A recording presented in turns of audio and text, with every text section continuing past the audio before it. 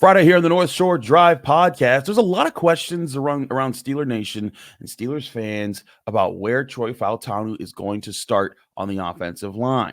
We'll talk about that and a lot more, including the undrafted free agents who the Steelers have brought in who might step up and become one of those unsung Steelers that get more contributions later in their career. More of that here on the North Shore Drive podcast of the Pittsburgh Post-Gazette. Chris Carter, Brian Batko. Let's get into it. You are now listening to the North Shore Drive podcast, a show on all things Pittsburgh sports from the writers of the Pittsburgh Post-Gazette, hosted by Christopher Carter.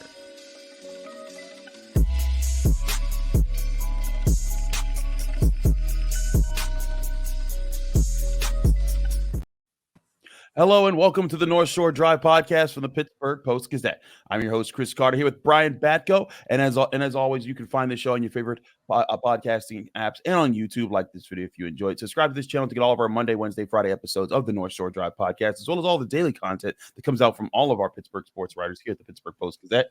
And remember, as always, a reminder, we are sponsored by the amazing place that is Mike's Beer Bar. The best bar in all of Pittsburgh. When you go to Mike's Beer Bar, they're on the North Shore, right across the street from PNC Park. There were 500 different available beers. 300 of those beers are for the local Pittsburgh area, and 80 of those local beers are available on tap. We'll have more on them later. Brian Batko is here with me. It's Friday. We're kicking it. We don't have to worry about the draft anymore. We're not doing any more mock drafts, dual mock drafts, all that kind of stuff. It's our first time talking since the draft, Chris. It seems Actually, like it is. It seems like it was ages ago now, but I don't know about you, but I know in my final 7-round mock for the PG, put up a big 0 for 7 this year after getting 2 last year. But I'd say if you can average 1 correct pick a year, that's about the best we can hope for. Although the Steelers getting more predictable these last couple seasons in their draft picks. If you just have every pre-draft, if you have a pre-draft visitor for them at every pick, your odds of getting some right go way up.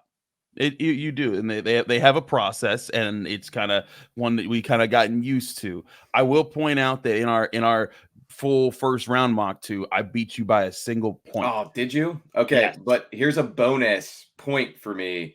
At least, well, we didn't talk about the second round on that show, but the one that I filed for the Post-Gazette in print, it would have been on it. I had Keon Coleman going to the Bills. I just thought it was going to be in the first round, not the second. So right.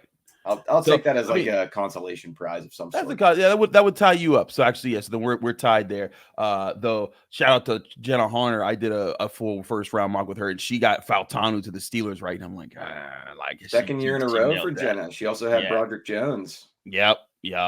I had Broderick Jones last year, but she's been on the money for 2 years in a row. That's pretty cash money for Jenna Horner. Anyways, let's talk about Broderick Jones, because that also leads to talking about Troy Fautanu, because there's a lot of talk right now about where each of these guys will play on the Steelers offensive line. Troy Fautanu played left tackle for Washington. Broderick Jones played right tackle for most of last season for the Steelers. And granted, albeit that was partly because of the limitations of Dan Moore, but many people are reasonably wondering where they'll be. But as we also know, Troy Fautanu played left tackle for Washington with a left-handed quarterback in Michael Penix.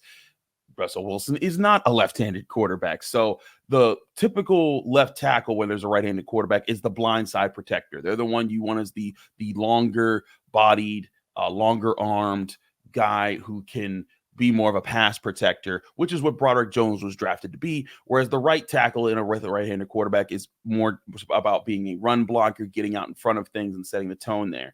And to me, and I said this night of the draft, you can go back and watch our live stream when I was sitting there with Joe Starkey when Fautanu was picked. I said, this guy is the starting right tackle. There's no questions about it. I know Tomlin's not going to say that from the jump. They're going to leave that open to the public, but I'm telling people he is the right tackle of the future. Brian, am I overlooking anything by thinking that's just the plan here that they're going to put in place? Well, I think that's the plan, probably, because you just invested a top 15 pick in a guy a year ago for a certain spot, and you're on record, Omar Khan, this offseason saying the plan is to move him back to his natural left tackle position eventually. But we also know plans can change, and you didn't necessarily know how the draft was going to break for you when you made that comment if you're Omar. And Broderick himself last year, I think, kind of walked the line of yeah, he sort of reminded people like, hey, I've been a left tackle all my life. That's where I'm most comfortable.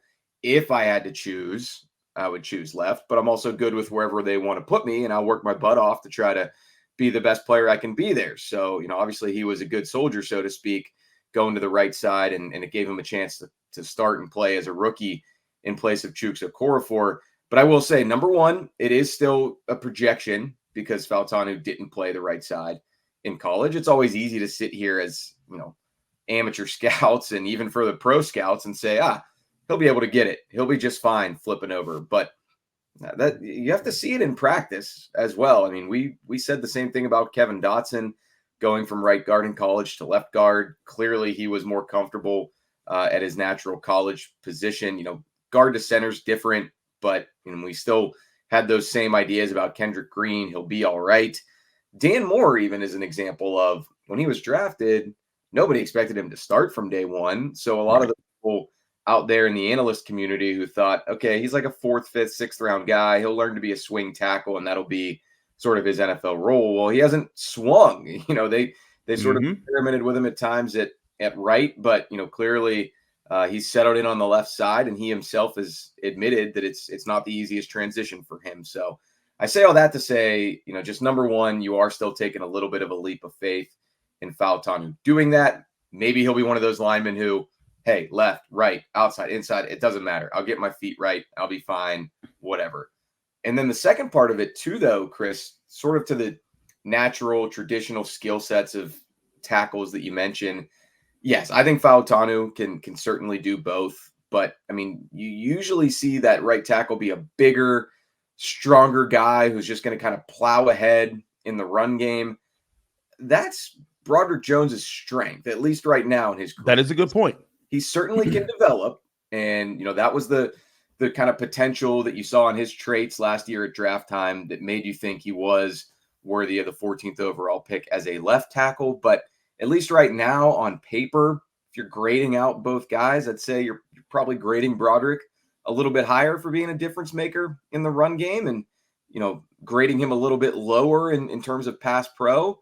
And Fautanu, I mean, yeah, I think he can do both, but, he's already, going to be a bit of an outlier in the NFL at his stature for a tackle.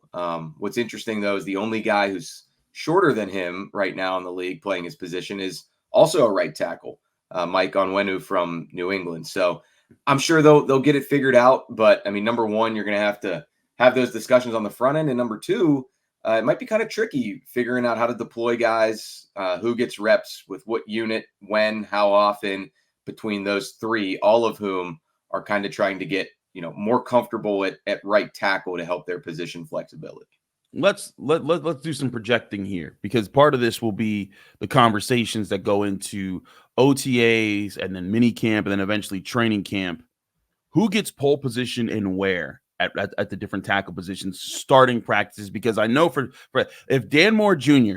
is taking reps at OTAs at left tackle, the entire Steelers Twitter will break. They'll be like, no, this isn't what we wanted. And people are going to not realize it, hey, this don't mean what's coming. It's probably just guys getting used to things. But let's say the start of training camp, where do you think guys are lining up first, second team, right, left, or otherwise? Well, every indication from Mike Tomlin's coaching and philosophy over the years would tell you it's going to be Dan Moore at left tackle, because it's always, hey, come take my job. I'm not going to get it, given away to somebody, despite what the draft resources would tell us the last couple of years and how they want to upgrade over him. And Broderick Jones at right tackle. And now here's where I get into a little bit of, it's sort of a delicate balance for the Steelers and their coaches. Broderick Jones is only a second-year guy who started, what did it end up being, 6 or 7 games? I think it was last year, Chris. Oh, was it 10? Yeah. So he started 1 at left and then final 9 at right, including that playoff game, I think. So it's not like he's played a ton. And he's obviously been pinging back and forth, both in practice and in games from left to right. I think you want an O-line to gel. That's sort of conventional wisdom. And you want a young player who didn't start a lot in college either, mind you, to get as comfortable as possible in one spot. That whole, versatility and more you can do stuff, that's for the backups. That's for the guys who weren't first round picks for the most part and aren't making as much as the entrenched. That's kind of what they need to do. The starters want to be starters in a spot. So that'll be interesting to see sort of how they handle Broderick Jones. Maybe they'll throw us a curve and Broderick will be pole position on the left, and it'll be, hey, Dan Moore, sink or swim on the right side. If you don't, we've got 20 overall sitting right behind you, ready to step in. Personally, I think that would be the smart move. It's like put Broderick at left, stop playing around, put Dan at right, and you can give Dan pole position there for Fautanu to take the job from him. But Dan Moore, you got to prove that he's always been more of a right, like stylistically, he should be more of a right tackle than he is a left, but he's never been able to make it work, and that's partially why the Steelers are where they are with this offensive line. But we've been talking about the top draft picks for the last 2 years. Let's talk about the undrafted guys that are adding to the Steelers. We'll talk about the undrafted free agents here and the cornerback situation more here on the North Shore Drive podcast for the Pittsburgh Post-Gazette. But first, I want to remind you, this show is brought to you by Mike's Beer Bar, the best bar in all of Pittsburgh. When you go to Mike's Beer Bar, they have over 500 different available beers. 300 of those beers are from the local Pittsburgh area, and 80 of those local beers are available on tap. They're always switching new ones in and out, so you can always get a new experience with new brews every time you go. It's an amazing place, especially with the weather warming up. They got tables outside. They got TVs inside, whether you want to watch all the sporting events inside or you just want to enjoy, hey, like you're looking right over at the Clemente Bridge. You're sitting outside of PNC Park, chilling at Mike's Beer Bar. It's a great place to spend a summer evening. It's with the nights warming up. Go to Mike's Beer Bar today. They also have amazing food like steak on a stone. They have great flatbread. They have great everything there. Go to Mike's Beer Bar. It's the best bar in Pittsburgh. When you get there, tell them Chris sent you.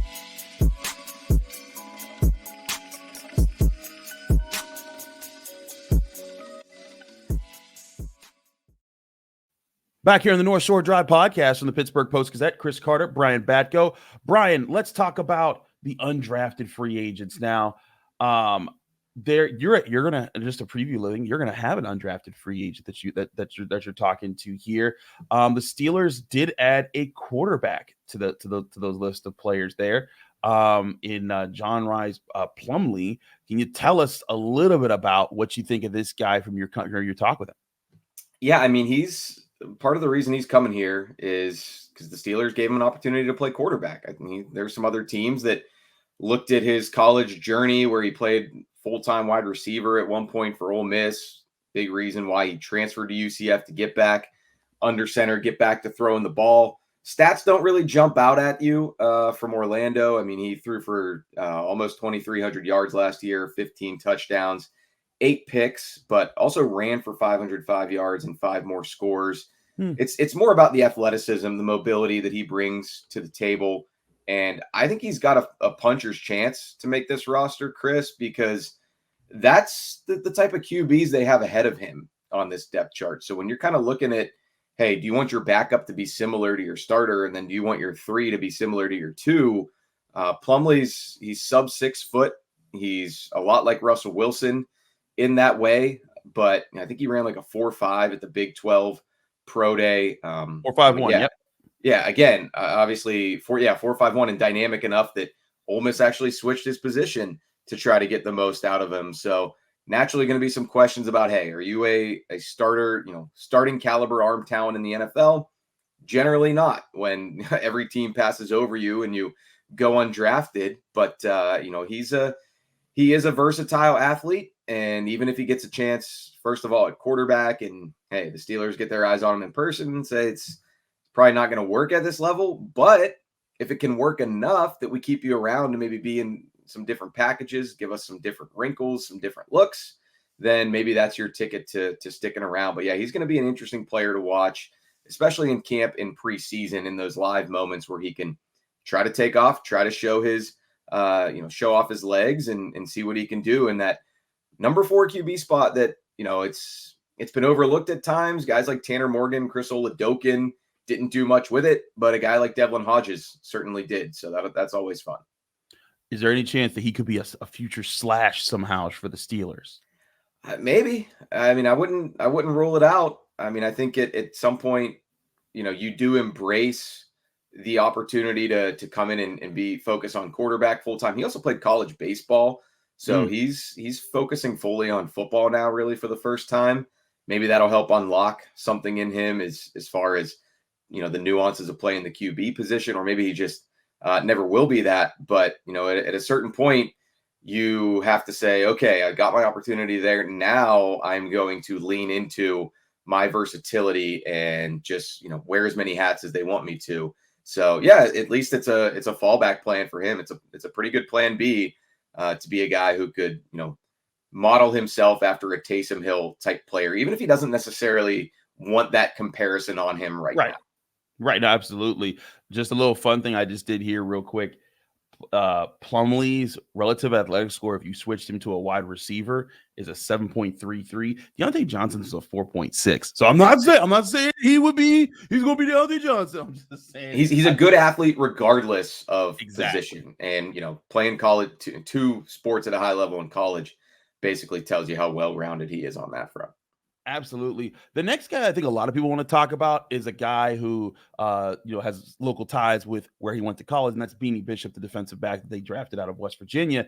Beanie Bishop ran pretty well. He had a 4.39 in the 40-yard dash, so he showed off his speed. I got to watch him up close and personal, covering Pitt and, and Pitt and West Virginia playing. But I think he's an interesting addition because they didn't really get to go after. They could have, but they didn't go after defensive backs in the draft. So adding a guy like Beanie Bishop gives them an interesting athlete to bring into camp and just see how it goes. No doubt. Even though I'm kind of buying some stock in the John Rhys Plumlee idea to maybe even beat out Kyle Allen and make the 53, I think Beanie Bishop on paper has the best chances of getting onto the active roster because makes sense. Yeah, because of what you just mentioned there, Chris. I mean, the Steelers haven't, I think we talked about this on the last show before the draft. Everybody was mocking them to take a slot corner type. And while that made sense, they just haven't really invested much in terms of draft resources in that position. Trey Norwood was, the Swiss Army knife, they called him when they picked him. But, that was a 7th rounder, and he played more safety than inside corner, although he was able to do both. But with Beanie Bishop, I think he's purely somebody who he can give you that immediately. And you got to see if he played on the outside as an undersized 5'9" guy at West Virginia, still made a ton of plays on the ball, had 2 picks against John Rhys Plumlee when they matched up. But one of them was a freaky drop by a receiver that kind of got kicked up to Bishop. And the other one, he just made a good read and jumped a route. So, I mean, he picked off a Phil Dracovic arm punt against Pitt. But, hey, anytime a DB catches the football, they don't ask how, they ask how many. So, exactly. He had 4 and 24 PBUs, led the country, All-American. He's feisty, obviously, to get that much ball production at his size, matching up with outside receivers in the Big 12. Now, this wasn't like he was doing it back at Western Kentucky where he started his college career. There were some dudes now that he was lining up against. I still think, the Steelers will move him inside because it's going to be even tougher at that stature at the NFL level. But, he's going to be a make-it guy who's just going to have to work his butt off, play special teams. Not surprised he didn't get drafted, even with those athletic measurables and the production, because he is 24. He is 5'9". But, yeah, I mean, I think it was a no-brainer free agent signing. And they also had him in here on a pre-draft visit. Clearly liked him enough to get him in here as a local guy, talk to him, learn more about his story. And I imagine they moved pretty quickly to get him here. And in an ideal world, it would be the next Mike Hilton for the Steelers. Well, that's the thing. The Steelers, for slot corner, they're trying to find that next Mike Hilton, the guy that's going to come in and be like, oh, everyone doubts me all the time. Yeah, and not that that's a bad thing, but like that's what you want in the slot corner. You want a feisty, you want tough, and I think that's where one thing I see out of Beanie Bishop is that he talks trash. He knows he tries to get in the opponent's head, but he's also like being fired up at all times. That's what you want. And yes, he's 5'9", but that's acceptable when you're working with a slot cornerback. And but he had great flat straight line speed with the 40-yard dash time. His explosives and agility numbers could have been better with his testing, but totally acceptable for what you want in an NFL slot cornerback. And I think that could be an interesting thing to watch here. I imagine the Steelers are going to add another cornerback who could project to be a starter in the slot. But if Beanie Bishop works, as like you said, on special teams and then helps there, and then maybe he gets some time in the slot, he could find his way into being more of a role guy for the Steelers in the slot cornerback. Real quickly, let's go over some of the other guys. Jacoby Windman, the linebacker out of Michigan State, Julius Welshoff, the edge rusher from Charlotte. These are two other guys. And, of course, the Georgia running back, Dijun Edwards, all three of them being other undrafted free agents. I think each of these guys are at positions where the Steelers aren't needing, but these are chances for them to like, hey, let's find a depth replacement guy that maybe works at the practice squad level if he does well this year. Kind of like how like Rodney Williams did at the tight end position. Yeah, I mean, for those guys, when you have a tough hill to climb to make the team, I mean, you got to just sort of hope that you make a good impression somehow, some way. Maybe an injury opens up a door for you, or maybe you end up on the practice squad and you play the long game to try to stick around like Rodney Williams did. Dijun Edwards from Georgia. Running backs usually have a chance to pop in the preseason, and if you don't make it here, maybe you put up good enough numbers that another team goes and scoops you on cut down day. He must be okay. He scored a bunch for Georgia and ran for that team. So, but not real. I think he ran like a 4.7 40. That won't get you drafted at running back in today's NFL. No. Julius Welshoff is definitely interesting. German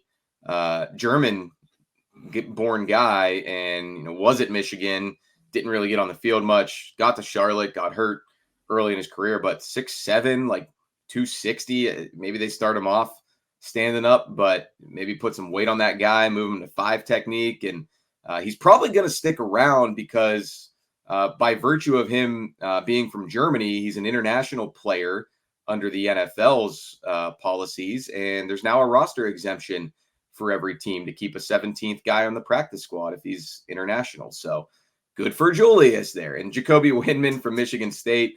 Yeah, I mean, we know how deep they are now an inside linebacker after adding Patrick Queen and Peyton Wilson. Probably going to be tough even for Mark Robinson to stay for year 3. Windman, not seeing many chances for him there, but good luck to him. He'll be banging heads a lot in training camp, I'm sure. Absolutely, something to keep watch there about how these undrafted guys go and who gets opportunities in training camp, who wows there. We'll keep you up to date with all that. Also with rookie camp as that comes up. There's usually a guy or two who makes it from getting a tryout invite there, not necessarily a priority undrafted free agent signing. So we'll see. Absolutely, we'll keep you up to date there, but with all the young guys we've been talking about, we got to talk about the cornerback position because one of the Steelers' late picks, Ryan Watts, kind of adds to a pool of a type of cornerback the Steelers seem really intent on getting. I want to talk more about that and who might emerge from that to be a starting corner for the Steelers in the coming years. That more with Brian Batko here on the North Shore Drive podcast. I'm Chris Carter. Stick with us. We'll be right back. Thanks for tuning in to another episode of the North Shore Drive podcast of the Pittsburgh Post-Gazette. If you're watching this video on YouTube, please like the video and subscribe to our YouTube channel. For 6 months of digital access to post-gazette.com for just $6, click the link down below in the description.